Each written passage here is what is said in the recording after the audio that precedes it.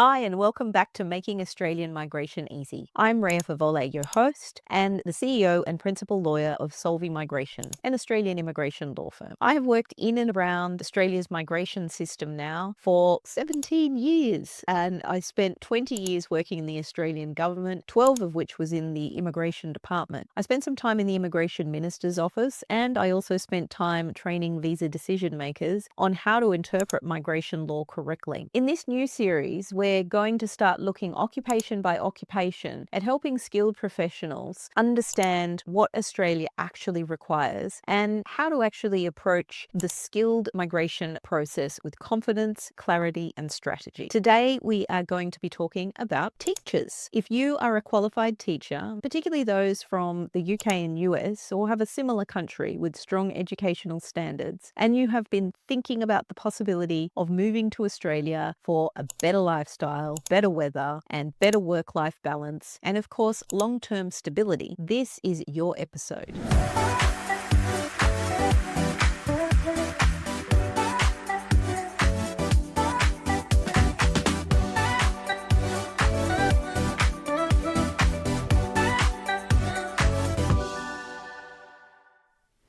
Australia, of course, has sunshine almost all year round and a strong, stable economy and some of the world's safest cities and culture that genuinely values a work-life balance. People do spend more time outdoors. There's more nature and that classic Australian lifestyle, of course, in many parts that involves the beaches, the barbecue, sport, family time, and a general sense of work hard, but also live your life. Teaching here can also offer a fresh start, not just for you professionally and personally, but for your whole entire family. When you migrate independently, you actually get to choose where you live, where you work, and how you build your future. So today, let's break down how teachers can actually make that move. We are going to cover how Australia defines the word teacher, the occupation teacher for migration purposes, and what the teaching skill assessments is with AITSL, and how the independent skilled migration visa pathways work and what makes someone competitive. Let's begin by reframing the mindset that you need to have before starting the process. One of the first things I notice when teachers reach out is people think of skilled migration as something that is almost automatic or random. As you just put in your details, you cross your fingers and you hope that someone picks you. Or they assume a school will sponsor them and pay for everything. Or that because you are a registered teacher in the UK or US, Australia will simply recognize that automatically, and underneath those assumptions is a belief that the decision is out of your hands, that someone else determines your future. But here's the truth. Independent skilled migration is not a lottery system. It is not guesswork, and it's definitely not based on hope. Last program year, Australia received around 500,000 expressions of interest.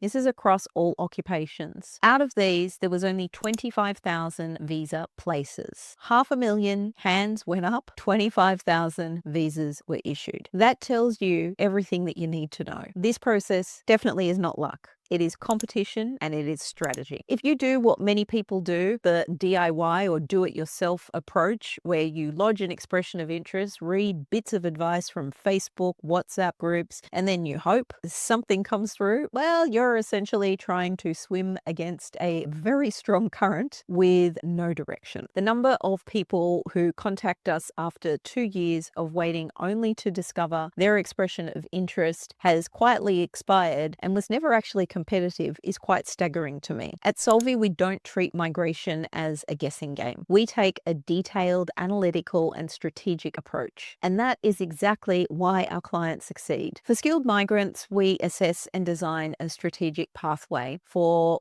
who can follow that pathway with our team. And we've got a 100% success rate. But that's because not everyone is going to be eligible, and we will not sugarcoat. We're going to let you know that. So here's your epiphany. Independent skilled migration is for people people who want control of their future, people who want to come to Australia not tied to a single employer or a single school, but built on their own terms. Imagine arriving in Australia as a teacher and having the freedom to choose your workplace. If you don't like a particular school's culture, you can move. Your visa's not tied to them. If you want to live near a beach, you can live near a beach. If you want sunshine, space, safety, health, rest, work, play, balance, your family, it's all entirely within your control. This is the power of migrating independently, and it is what today's episode is going to cover. Let's start by understanding what a teacher actually means in an Australian migration system, because it's a little more structured than simply, I'm a teacher. Australia uses occupational classifications. The system is called ANSCO. Within that system, AITSL, otherwise known, the full name is the Australian Institute for Teaching and School Leadership. They're the body that is responsible for assessing specific teaching occupations. And these occupations include early childhood teachers, primary school teachers, secondary school teachers, and special education teachers, to name a few. These are actually the core categories that AITSL assesses. And your particular teaching category has to actually align with a specific occupation. Also, you need to have supervised teaching practice that meets the requirements. This is important. Migration strategy begins with accuracy. If the category doesn't genuinely match your background, then your pathway becomes extremely shaky even before it begins. The good news is that teaching occupations are generally very high on the list for nomination and have access to the General Skilled Migration Program for all 3 visas. And the program allows you to migrate independently as a skilled professional. But strong access doesn't mean automatic success. It means that their foundation is there. What matters is whether you meet the standards and whether you are competitive. This all starts with the skill assessment, and that is what we're going to cover in a moment. Before a teacher can even put in an expression of interest for skilled migration, first they must complete a skill assessment with AITSL. AITSL, as I mentioned before, stands for the Australian Institute for Teaching and School Leadership. This is the body that the Department of Home Affairs, that's Australia's immigration, has endorsed to assess the skills of teachers for migration. They're going to examine your qualifications, your teacher training, your supervised practice, and your documentation around your teaching experience. This assessment is absolutely mandatory. There is no workaround. And AITSL is very precise about what things it's going to require. So let's break this down clearly and conversationally so you can understand. Firstly, they're going to need to assess your qualification. They need to see that your education is equivalent to Australia's standards. What that means is that you have a bachelor degree or higher, which usually is 4 years, and substantial teaching education content was in that bachelor degree, and this proper pedagogical training, not just general degree with a brief teaching component. If you completed your teaching education in a country such as the United Kingdom and United States, these are often aligned with Australia's requirements, but nothing is assumed. AITSL will always assess your qualification individually. Next is the supervised teaching practice. Your supervised practice must be part of your initial teaching qualification. You need to have been assessed and properly supervised, and that has to be documented. This is not simply classroom experience after graduation. AITSL is actually looking for a structured, evaluated teaching practice during your teacher training. Then they need to actually verify your teaching employment experience. This is a critical part of the General Skilled Migration Program because the amount of teaching experience that AITSL can recognize under a specific occupation code influences how many experience points you're able to claim. And this is where many people make mistakes. They attempt the DIY, as I said, the do-it-yourself approach. If your employment evidence isn't correct or AITSL can't verify it properly, then you may be losing valuable points, or down the track, if you've claimed points and you hadn't had them properly verified, you can lose your visa. This is key to your competitiveness, remember. Then, of course, there's English language requirements, and skills assessment versus migration is a little different. There is some confusion. AITSL currently only accepts the IELTS academic for its English requirement, and you need to know the exact minimum scores that it now expects. Now, the same type, the IELTS academic test, can be accepted for general skilled migration, but the standard can be slightly different. For migration, the focus is not just on minimum scores when you're talking talking about points. Obviously, the English language points you need to have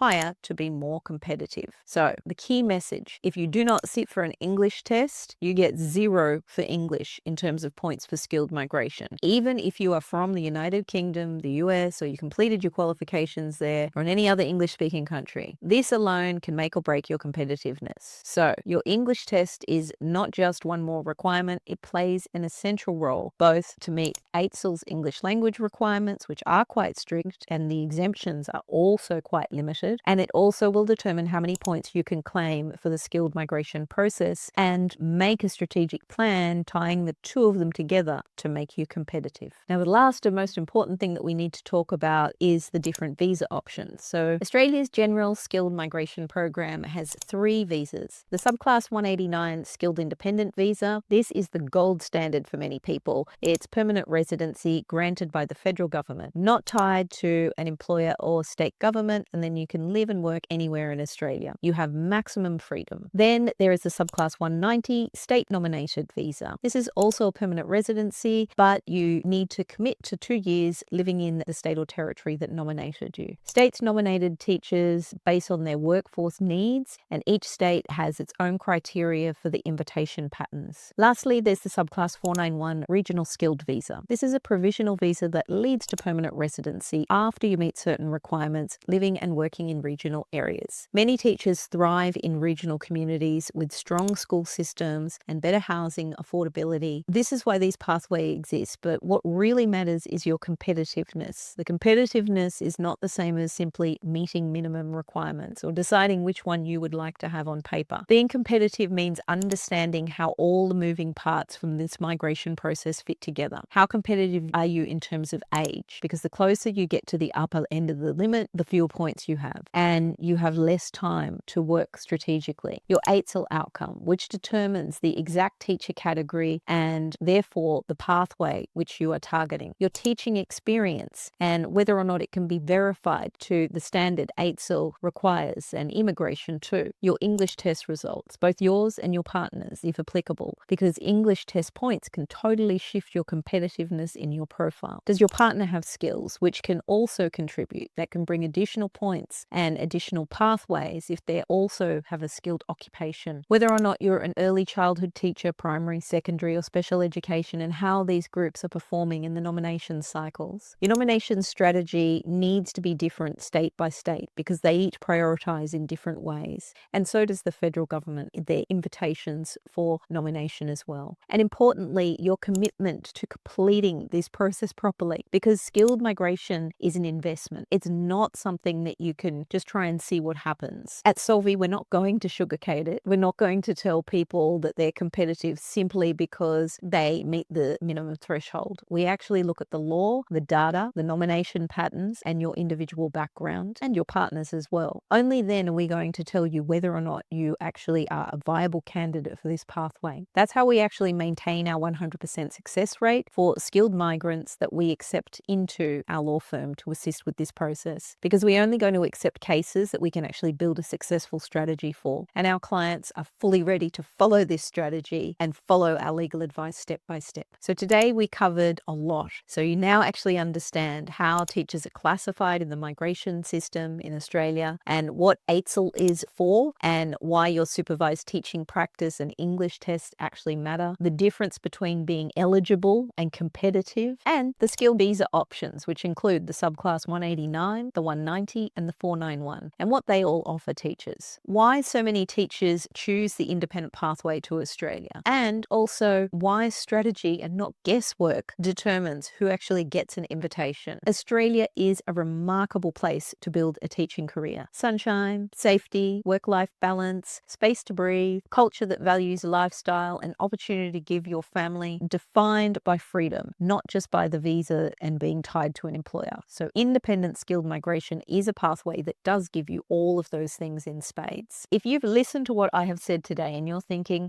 this is exactly what I want. I'm ready to invest in myself and I want the Australian lifestyle, independence, and I'm prepared to do this properly. Then your next step is I'm going to pop an eligibility link into the show notes. I want to be very clear. This is not for people looking for free advice and definitely not for employer-sponsored sponsorships or any kind of relocation assistance. There is no government funding, there is no sponsorship in this pathway. So if this is what you're hoping for, not the right process for you. But the eligibility link is for people who genuinely want to migrate independently, and they understand that if they proceed, there's going to be costs with getting the right professional legal advice, but they want to invest in a successful outcome. They're prepared to do the required English tests, the right applications, the right skills assessments, and they're going to work with us collaboratively. Then you'll get to jump on a discovery call with our team. The call will specifically assess initially your competitiveness and also see whether or not you're willing to complete the process properly, and also whether you're financially ready to proceed with the correct legal guidance. It's not a free advice session. It's not for people who are just shopping around or hoping to DIY the process themselves. Now, you know what you want from a tailored immigration legal advice for skilled migration or any other visa. You can actually bypass this eligibility link altogether, and you could just book a paid consultation directly with our legal team. That's at www.solvi.com.au. And before you go, and you found this episode helpful, please do like, subscribe, and share. It genuinely does help more people to access accurate migration guidance. Thank you so much for joining me on Making Australian Migration Easy. I'm Rhea Fawole, and I look forward to seeing you on the next episode.